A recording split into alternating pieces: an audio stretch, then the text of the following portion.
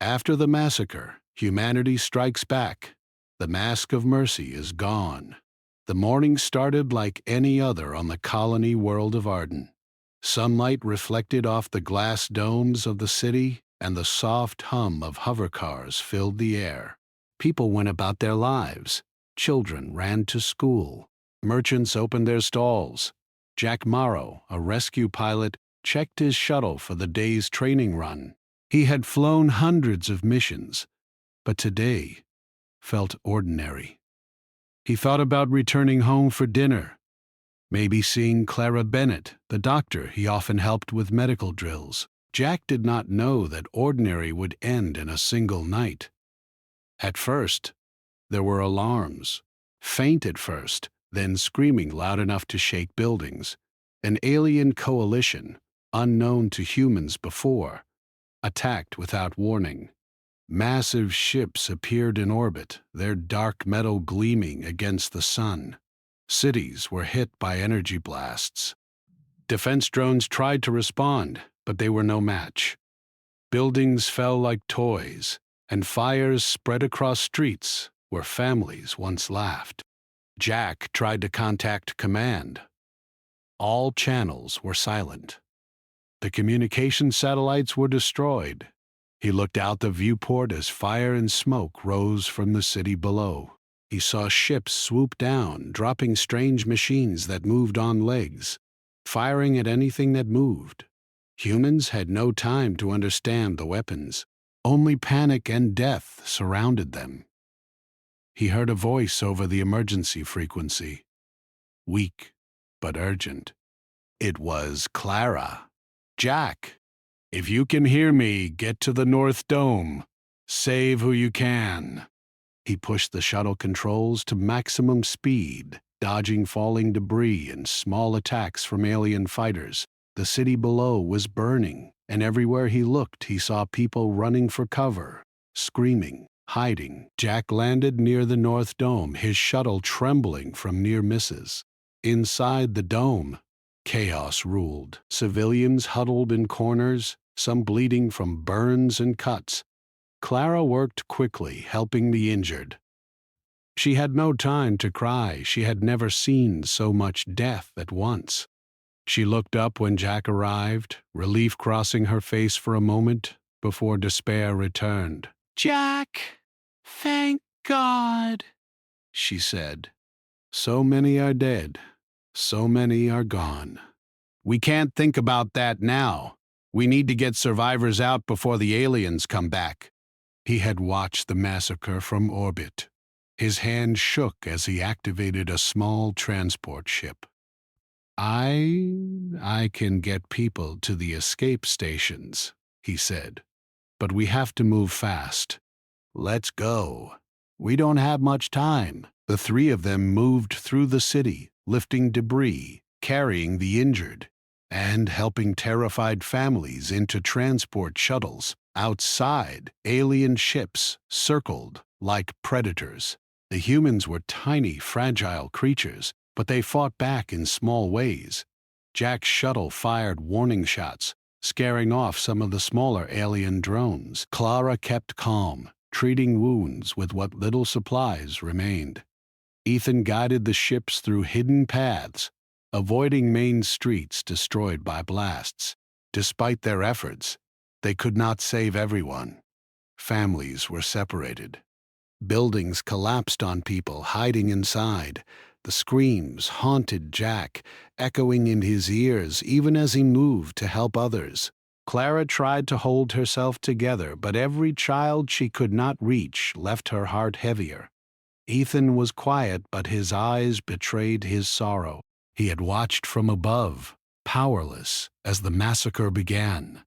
Now he felt guilt for not acting sooner. Hours passed. The aliens seemed to focus on destruction rather than pursuit, but their presence was terrifying. Ships hovered in the sky, scanning for life. Fires raged across neighborhoods, and smoke made the air nearly impossible to breathe. Jack, Clara, and Ethan worked tirelessly, but the city was falling faster than they could save it.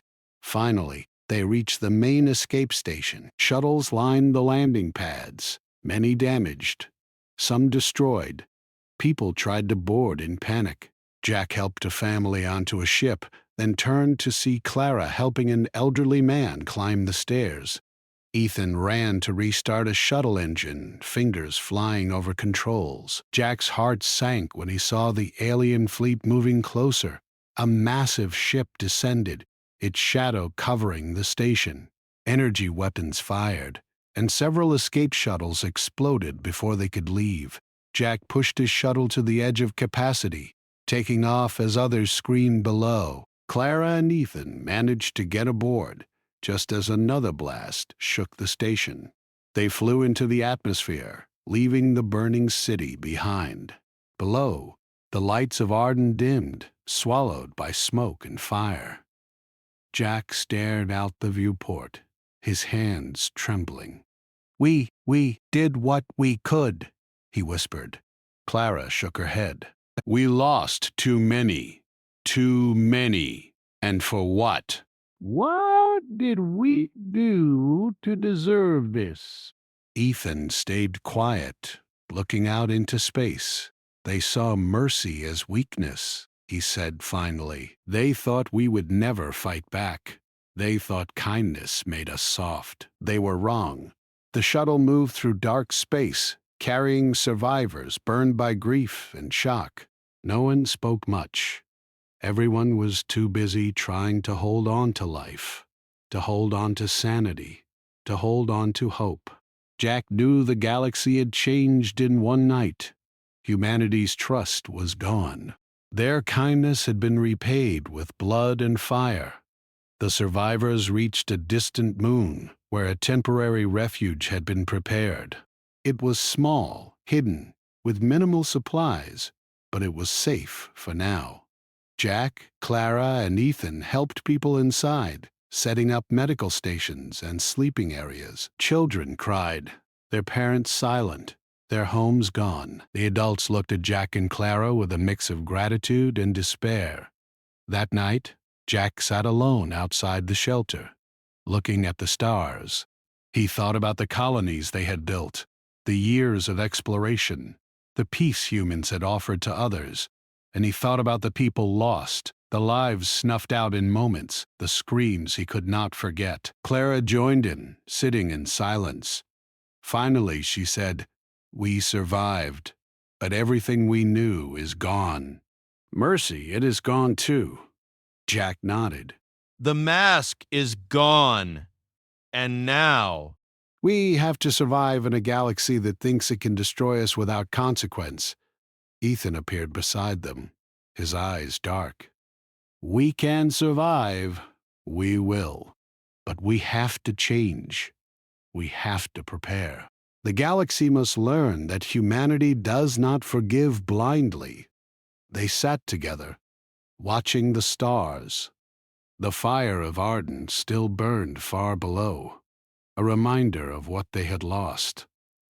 Humanity had been kind for centuries, but the night of the massacre proved that kindness alone was not enough. They had been punished for it, and the cost had been unimaginably high. Jack, Clara, and Ethan began to make plans. They would find other survivors, gather resources, and rebuild. Not for revenge yet, but for survival. The first step was to keep humanity alive. The second step would come later. As they looked at the sky, one thought haunted them all. Mercy had been taken from them, and once it was gone, it would never return the same way again. They did not speak of hope that night, only survival. But deep inside, they all felt a spark that one day humanity would rise again, and when it did, the galaxy would remember the night mercy was lost. The first day after the massacre ended, but the story of humanity's response had only just begun. After the destruction of Arden, humanity went quiet. The colonies that had survived the massacre hid in remote systems. Communication with other worlds was limited. Trade routes were abandoned. Human ships vanished from the known maps. To the galaxy, it seemed that humanity had been broken, crushed by the alien coalition. They were wrong. Jack Morrow, Clara Bennett, and Ethan Cole traveled from one hidden colony to another. Each place they visited was a shadow of what it had been. Buildings had been repaired quickly, but scars remained.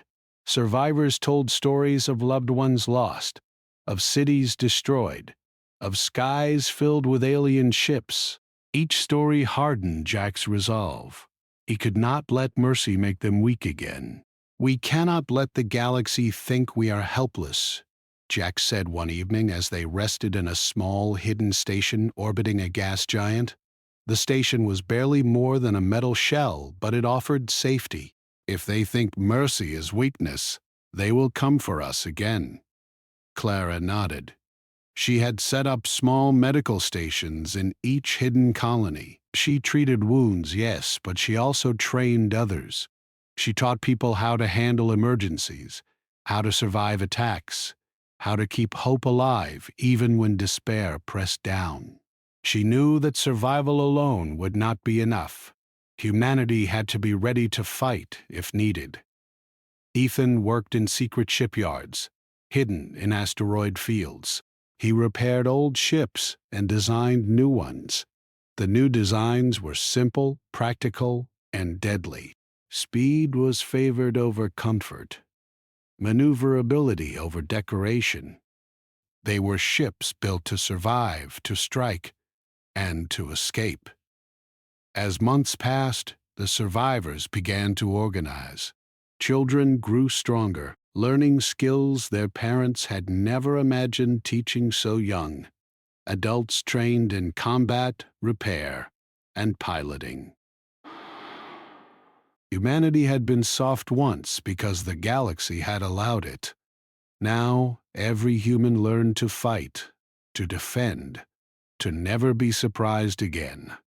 Jack led the first defensive fleet. It was small, only a handful of ships at first, but each was fast, armed, and well-coordinated. He trained pilots to think like him, to act quickly, to protect civilians if possible, but never to hesitate when the enemy appeared.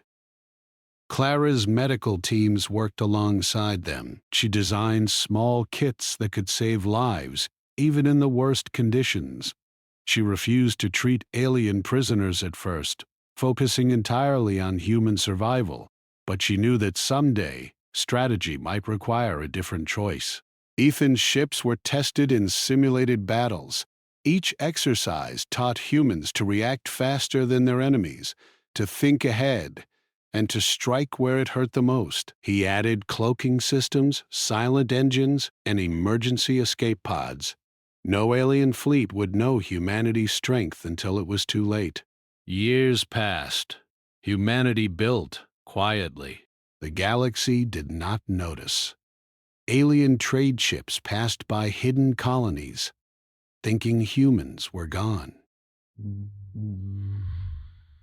Council leaders smiled at the thought that humans were weak and afraid. Inside hidden stations, Jack, Clara, and Ethan gathered their people. "We cannot wait for mercy," Jack said. "They will never give it to us. If we want to survive, we must take care of ourselves. We must be ready to strike first if needed. We will heal and we will fight. We will not be weak again. Every child, every adult, everyone must be ready. Survival alone is not enough." Ethan added, "We cannot show our strength until the time is right. We hide, we train, we prepare. Then, when they are careless, we act quickly, smartly, efficiently." Humanity learned the power of silence. They hid from the stars that once claimed them weak. They repaired old ships, rebuilt old stations, and constructed hidden factories. Their population grew steadily, unobserved. Children who had never known peace learned to live in a world of caution and preparation. Adults who had once believed in open kindness learned to guard every secret, to weigh every choice. Jack often patrolled the edges of hidden systems, scouting alien movements. He recorded patterns of travel, trade, and military exercises. He noticed that alien fleets were careless. They assumed humans were defeated and scattered. Every error they made was a lesson for Jack. He plotted each movement, preparing for a day when humans would no longer hide. Clara developed small medical drones that could follow fleets or be dropped on colonies. They were simple, effective, and almost silent. She trained others to use them in combat and emergencies. She understood that the new war would not be fought only with weapons. It would be fought with survival, speed, and knowledge. Ethan built ships that could vanish into asteroid fields, navigate tight spaces, and outmaneuver fleets much larger than theirs. He designed new engines that could give humans a sudden advantage in battle. Every design was practical, every test rigorous. Failure was not an option. Humanity could not afford mistakes. In one hidden system, Jack called a meeting of leaders from several survivor colonies. "We cannot wait for the galaxy to come to us," he said. "They think we are weak. They believe mercy is all we have. But we have learned. We have grown stronger. We will not beg. We will not plead. We will survive, and, when the time comes, we will strike." The Council of Survivors nodded. They trusted Jack because he had led many to safety. They trusted Clara because she saved countless lives. They trusted Ethan because his designs gave them hope of survival. Together they began to plan humanity's first offensive strike, not out of revenge, not yet, but to show that the humans who had survived were no longer weak. Training continued, often in harsh conditions. Simulations included surprise attacks, rapid evacuations, and enemy fleet destruction. Humans learned teamwork, patience, and courage. No single person could win alone. Survival depended on cooperation and discipline. Jack often reminded the fleet, "We do not fight for revenge. Not yet. We fight for survival. We fight to show that humans cannot be crushed. We fight so that mercy is no longer a weakness." Clara taught that caring for humans was a priority, but every person also had to learn to defend themselves. Children practiced drills, learning how to hide, how to move quietly, and how to signal for help. Adults who had once believed in peace learned combat strategies, marking terrain, predicting enemy movements, and improvising weapons. Ethan oversaw the construction of new ships, faster and smarter than any the aliens had seen. He tested engines in asteroid fields and deep space, learning the limits of speed and agility. Every ship had its strengths and weaknesses, but together the fleet would be deadly. As the years passed, humanity changed. They were no longer the kind, trusting species that the galaxy had once seen. They were disciplined, cautious, and prepared. Mercy was not forgotten entirely, but it had a new meaning. Humanity would give mercy only when it had the power to enforce it. Weakness would never be shown again. Jack looked out at the fleet one evening, silhouetted against a distant sun. Ships moved in formation, practicing maneuvers, preparing for a galaxy that still thought humans were defenseless. Clara walked beside him, holding a datapad with medical statistics and survival logs. Ethan adjusted engine outputs on a training ship, making it faster than ever. "We are ready," Jack said quietly. "Not for war yet, but for survival. One day the galaxy will see what humanity can do when mercy is gone." Clara nodded. "We will survive. And when the time comes, they will remember the humans they thought were weak." Ethan added, "We have waited, we have learned, and we have grown. Soon, the first strike will show them that we are no longer the same." And so humanity remained silent, hidden in distant stars, preparing for the day they would return. The galaxy believed they were gone, but humans were alive, stronger, and smarter than ever. They had learned the cost of mercy, and they would not make the same mistake again. In the dark of space, hidden fleets moved, children trained, and survivors hardened. The mask of mercy had been taken, and humanity had learned a new way to survive. No one would attack without consequence again. No one would underestimate them. Jack, Clara, and Ethan continued their work quietly, knowing that every day brought them closer to the moment when humanity would show the galaxy the truth. Kindness was not weakness, but those who took it for granted would pay dearly. Humanity waited in silence, hidden in shadows, growing stronger with each passing year. And somewhere deep in the stars, the first plans for the strike were being made, plans that would change the galaxy forever. The silent rebuilding had begun, and nothing would ever be the same.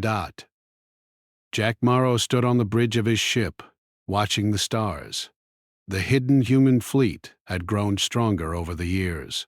Ships glided through space, fast, silent, and ready.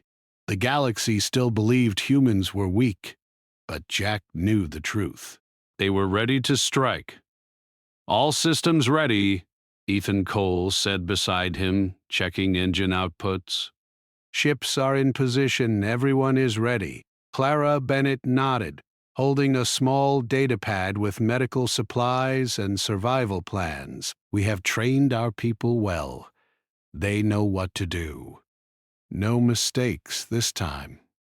Jack took a deep breath. "Remember, we are not here for revenge. We are here to show them that humans are not weak. If they attack, they will pay. But we will not waste lives unnecessarily." The fleet moved into position near a supply hub controlled by the alien coalition that had attacked Arden. The hub was heavily defended, but the humans had learned every weakness. They had watched, waited, and planned. Now it was time. Jack gave the signal. The fleet moved like a shadow. Ships appeared out of nowhere, fast and precise. They struck the hub's defense systems first, disabling communication and energy grids. Alien fighters scrambled, but humans were faster. Ethan's designs allowed the ships to turn and dodge attacks with ease. Clara monitored the injured, ready for any human casualties. She had prepared small medical drones that could fly to each ship, even under fire. "We are keeping losses low," she said quietly. "Everyone is moving carefully." Jack's voice was calm over the comms. "Focus on defense systems first. Disable their fleet coordination. Take only what we need." The alien hub tried to respond, but humans were everywhere at once. They moved through space like a single organism. Every attack was coordinated. Ships struck key points, then vanished before counterattacks could reach them. Explosions lit the darkness of space, but humans moved with precision, not panic. Inside the hub, alien officers panicked. Their control systems failed. Supply ships drifted uselessly. The humans had shown up where no one expected them. For the first time, the aliens realized that humanity was no longer defenseless. Jack led a small squadron to target the central command tower. He moved his ship quickly, dodging fire from energy cannons. Alien pilots tried to intercept, but Jack's squadron was faster. Every move had been calculated, every maneuver practiced. They reached the command tower and disabled it within minutes. Alarms sounded, but no reinforcements arrived in time. Clara monitored the fleet, coordinating rescue operations. She treated the few injured humans quickly, sending them back into action. Her calm presence kept everyone focused. "They think we are weak," she said softly to Jack. "Look at them now. They are afraid." Ethan directed other squads to disable power generators. Their systems are shutting down, he said. We control this fight. They had numbers, but humans had skill, planning, and courage. One by one, alien fighters were destroyed or forced to retreat. Humans did not celebrate. They did not shout. They acted as if nothing had happened, waiting for the next move, always calm, always precise.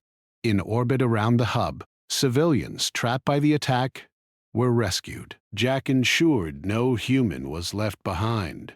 Ethan maneuvered ships to evacuate survivors efficiently. Clara sent medical drones to the injured, human and alien alike. Humans had learned to strike hard, but not to destroy unnecessarily. They were precise, controlled, and disciplined. As the hub fell silent, alien leaders realized their mistake. They had assumed humans were weak and merciful. They had underestimated the patience, intelligence, and strength that had grown in secret. Now, the humans who had been attacked were showing the galaxy the truth. Jack communicated with his fleet. Hold positions. Watch for reinforcements. We are not done yet. From hidden positions in nearby systems, alien fleets began to arrive. They were larger than humans, but humans had the advantage of speed, knowledge, and surprise. Ethan had planned for this. Ambush points had been set along asteroid fields and nebulae.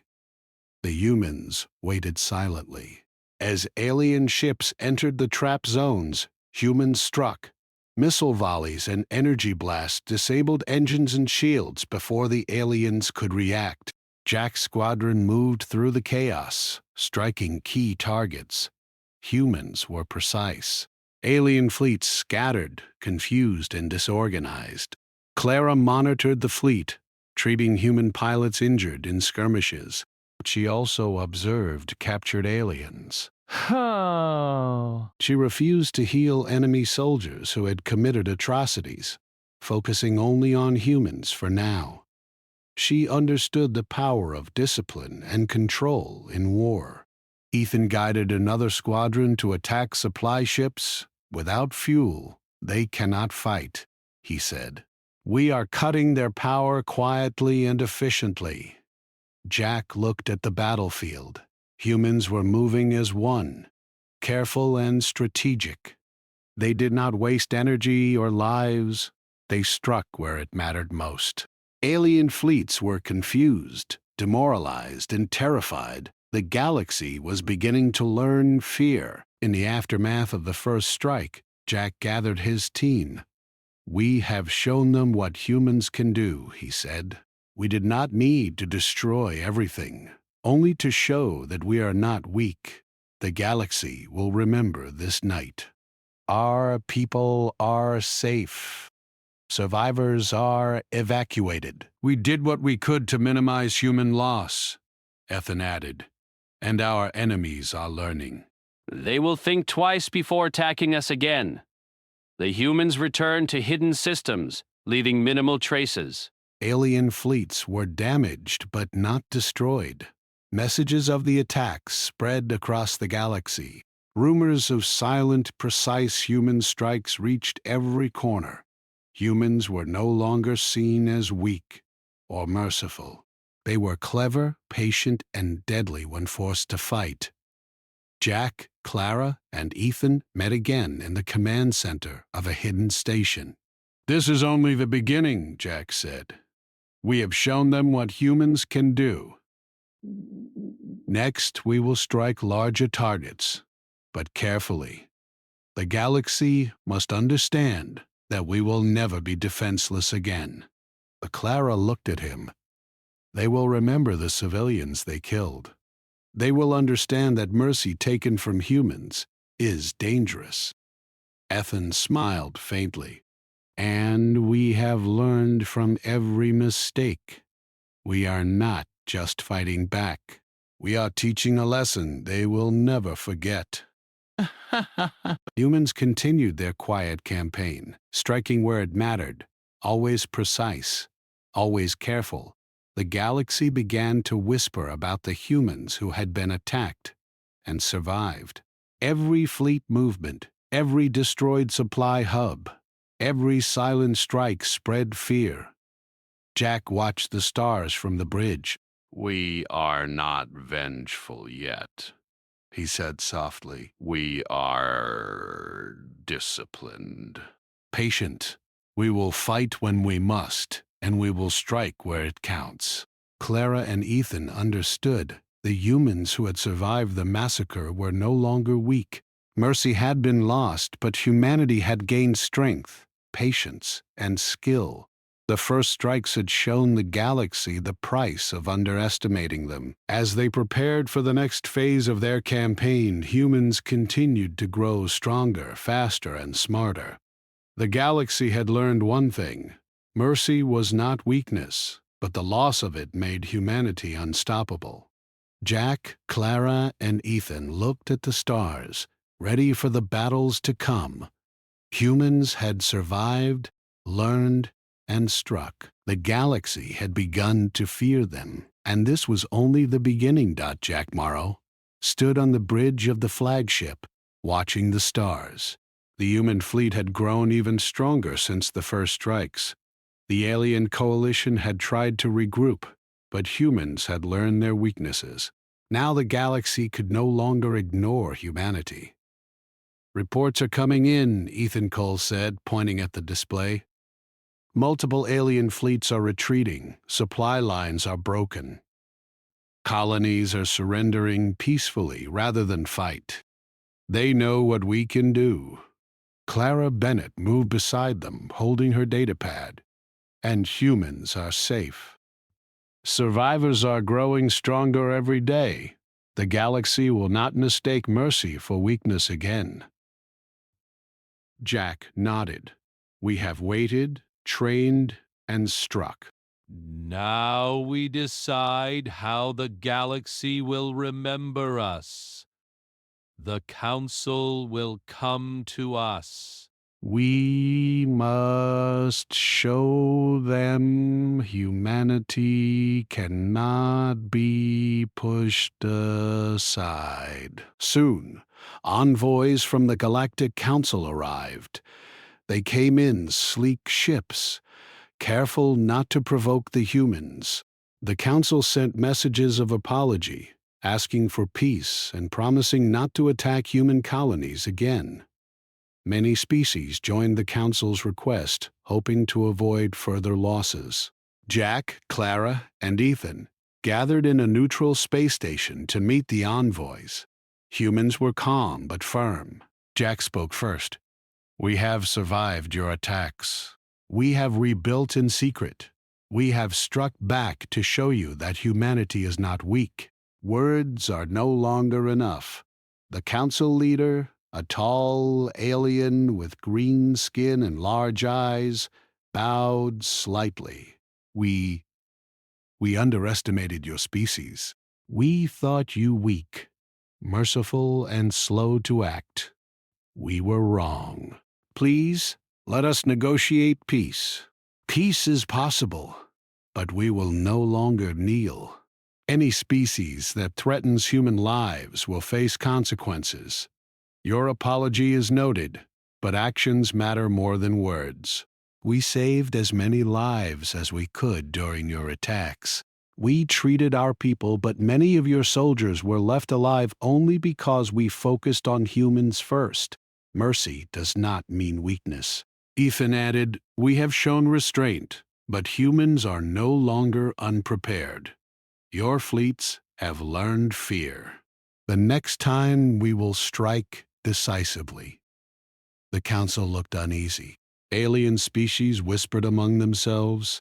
The humans had changed the balance of power. Mercy had been taken from them, and now humans would only act carefully and with purpose. But they would never be weak again.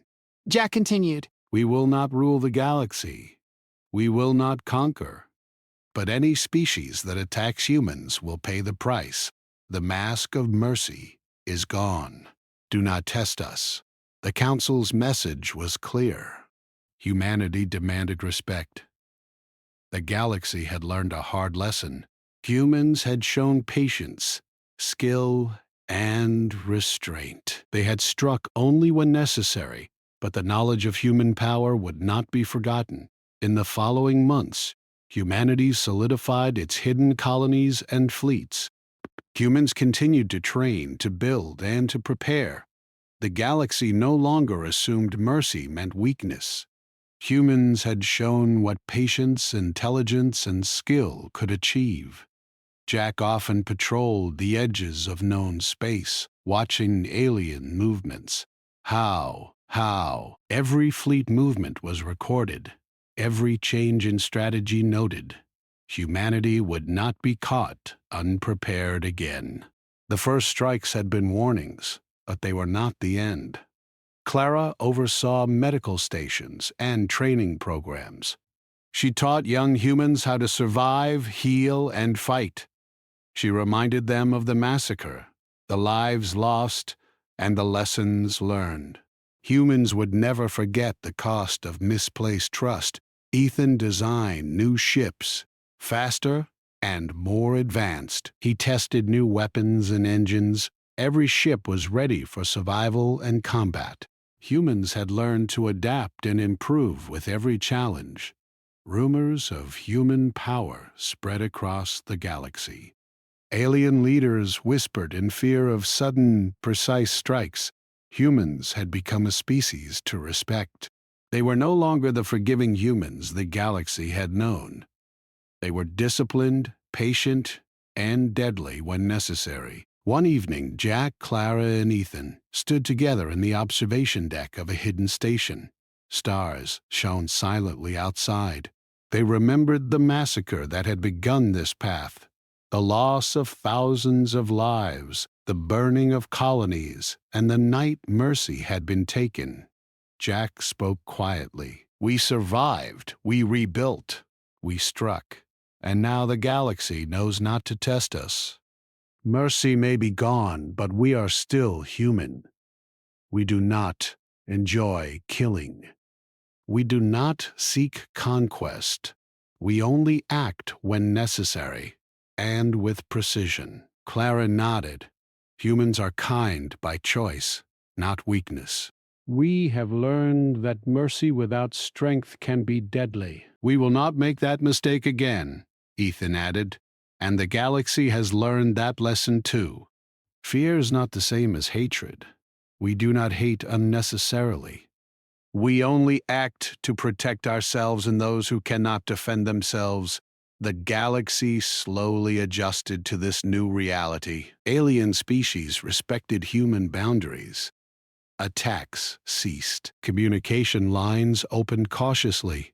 Trade resumed, but humans remained cautious, always watching, always prepared. Jack, Clara, and Ethan knew the cost of mercy. They had seen the aftermath of the massacre, the loss, the grief. They also knew the power of patience, planning, and skill. Humanity had survived not just because of courage, but because of preparation, intelligence, and unity. As humans rebuilt, they never forgot the lesson. The galaxy had tested them once.